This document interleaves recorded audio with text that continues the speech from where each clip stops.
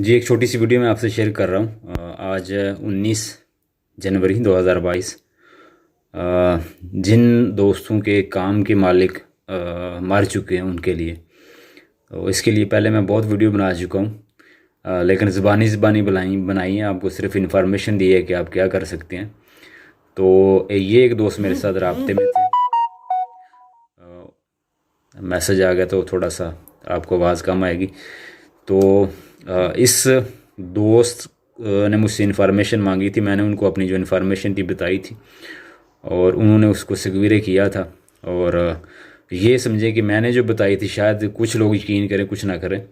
तो ये चूँकि पारमा प्रेफेक्चुरा में इनके साथ यही मामला पेश आया था, तो ये गए थे। फिर उन्होंने क्या किया था, कैसे किया था, कैसे उनका जो जिनके काम के मालिक मर चुके हैं उनको क्या करना चाहिए, मैं अपनी ज़बानी तो चले बहुत दफ़ा बता चुका हूँ।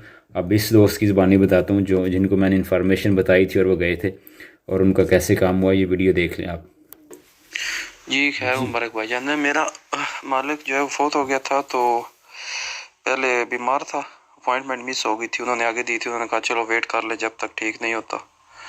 तो फिर वो 2 महीने के बाद फोत हो गया था। तो फिर उसका एक फैमिली मेम्बर था वो साथ गया था, उसने साइन किए तो किट दे दी उन्होंने। जी